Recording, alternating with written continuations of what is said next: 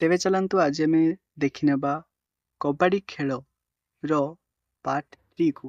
ଯେମାନେ part 2 ଏବଂ part 1 ନ ଦେଖିଛ ସେମାନେ ଆମ ଚ୍ୟାନେଲକୁ ଯାଇକି ଭିଜିଟ୍ କରିପାରିବ। ଏବେ ଆମେ ପାର୍ଟ 3 କୁ ବୁଝିବା। ତେବେ ଆମେ ପଢ଼ିଥିଲେ ଯେ ସାଧାରଣତଃ ପଡ଼ିଆଟିର କ'ଣ ପଢ଼ିଥିଲେ କି ସାଧାରଣତଃ ପଡ଼ିଆଟିର ଆକାର 13x10 ମିଟର ପୁରୁଷ କବାଡି ଖେଳ ପାଇଁ ଅଛି। 13x10 ମାନେ 13 ହେଉଛି ଦୈର୍ଘ୍ୟ ଆଉ 10 ହେଉଛି ପ୍ରସ୍ଥ। ଏଟା ହେଉଛି ପୁରୁଷ ଖେଳ ପାଇଁ ଏବଂ ମହିଳା କବାଡି ଖେଳ ପାଇଁ 12x8 ଅର୍ଥାତ୍ 12 ହେଉଛି ଦୈର୍ଘ୍ୟ ଏବଂ 8 ହେଉଛି ପ୍ରସ୍ଥ ମିଟର ହେଉଛି ପଡ଼ିଆ ରହିଥାଏ। ଏହି ଖେଳ ଖେଳିବା ପାଇଁ ପ୍ରଥମେ ଦୁଇ ଦଳ ପଡ଼ିଆରେ ଦୁଇ ପାଖରେ ଠିଆ ହୋଇ ରୁହନ୍ତି। ଯେମାନେ କବାଡି ଖେଳ ଖେଳିଥିବ ଜାଣିଥିବ ଯେ ମଝିରେ ଗୋଟିଏ ଗାର ଥାଏ ଏବଂ ସେଇ ଗାର ଏପଟରେ ଗୋଟିଏ ଦଳ ସେପଟରେ ଗୋଟିଏ ଦଳ ଠିଆ ହୋଇ ରହିଥାନ୍ତି। ପଡ଼ିଆ ମଝିରେ ଗୋଟିଏ ଗାର ପକାଯାଇଥାଏ।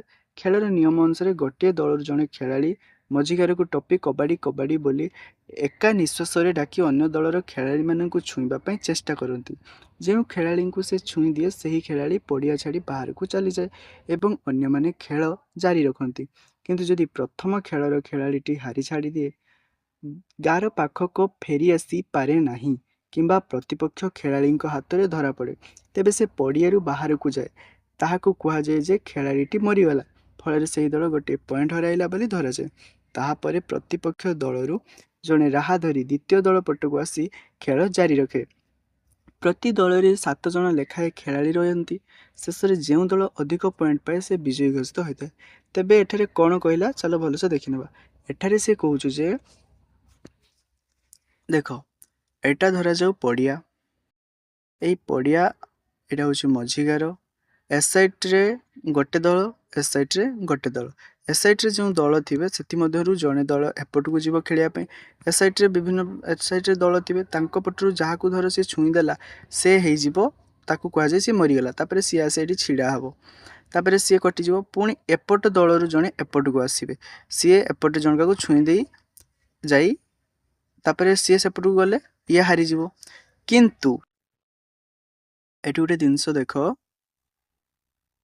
କି ଧରାଯାଉ ଏପଟ ଖେଳାଳି ଏପଟକୁ ଗଲା କି ଏପଟ ଖେଳାଳି ଏପଟକୁ ଗଲା ତାକୁ ସମସ୍ତେ ଧରି ନେଲେ ଏବଂ ସେ ଯଦି ଏ ଗାରକୁ ନ ଛୁଇଁ ପାରିଲା ତେବେ ଏପଟ ଖେଳର ଖେଳାଳି ହାରିଯିବେ। ଏହା ହେଉଛି ଖେଳର ନିୟମ। ଏବେ ଦେଖିବା ଆମ ଦେଶର କବାଡି ଖେଳର ଲୋକପ୍ରିୟତା ତଥା ଆଦୃତିକୁ ଦୃଷ୍ଟିରେ ରଖି ପ୍ରଥମ କରି 1950 ମସିହାରେ କବାଡି ଫେଡେରେସନ୍ ଅଫ୍ ଇଣ୍ଡିଆ ଗଠନ କରାଯାଇଥିଲା। ବର୍ତ୍ତମାନ ଏହି ଖେଳ England, Iran, Bangladesh, America, Japan ଓ କାନାଡା ଆଦି ଦେଶରେ ବେଶ ଲୋକପ୍ରିୟତା ଅର୍ଜନ କରିପାରିଛି। ତେବେ ଏଠି ଏକ ଇମ୍ପୋର୍ଟାଣ୍ଟ କ୍ୱେଶ୍ଚନ ବିଷୟରେ କହିଲା କି ଆମ ଦେଶରେ ଯେଉଁ କବାଡି ଖେଳ ରହିଛି ତାର ଲୋକପ୍ରିୟତା ତଥା ଆଦୃତିକୁ ଦୃଷ୍ଟିରେ ରଖି ପ୍ରଥମ କରି 1950 ମସିହାରେ କବାଡି ଫେଡେରେସନ୍ ଅଫ୍ ଇଣ୍ଡିଆ ଗଠନ କରାଯାଇଥିଲା। ତେବେ କବାଡି ଫେଡେରେସନ୍ ଅଫ୍ ଇଣ୍ଡିଆ କେବେ ଗଠନ କରାଯାଇଥିଲା? 1950 ମସିହାରେ। ବର୍ତ୍ତମାନ ଏହି ଖେଳ England, Iran, Bangladesh, America, Japan ଆଦି ଦେଶରେ ବେଶ ଲୋକପ୍ରିୟ ଅର୍ଜନ କରିସାରିଛି। ତେବେ ତୁମେମାନେ କେଉଁ ଦେଶରେ ଖେଳ ଦେଖିଛ କବାଡି ଖେଳ କମେଣ୍ଟରେ ଲେଖିଦେବ। ଏବେ ଚାଲ ଦେଖିନେବା। ଆସ ନୂଆ କିଛି ଶବ୍ଦ ଶିଖିବା। ଶାରୀରିକ, ଶୃଙ୍ଖଳା, ପରମ୍ପରା, ଅନୁଷ୍ଠାନ, ଝିମାଣି ଖେଳ, ପ୍ରାଚୀନ, ଗୁରୁକୁଳ, ପାରଦର୍ଶିତା, ପ୍ରତିପକ୍ଷ। ତେବେ ଏଠାରେ ଭିଡ଼ିଓ ସମାପ୍ତ ହୋଇଯାଇଛି ଏବଂ ଯଦି ତୁମେ ପ୍ରଶ୍ନ ଉତ୍ତର ଦେଖିବାକୁ ଚାହୁଁଛ ତେବେ ନେକ୍ସଟ ଭିଡ଼ିଓ ପାଇଁ ଚ୍ୟାନେଲକୁ ଗୋଟେ ସବସ୍କ୍ରାଇବ୍ କରିଦିଅ। ଦେଖା ହେବ ନେକ୍ସଟ ଭିଡ଼ିଓରେ।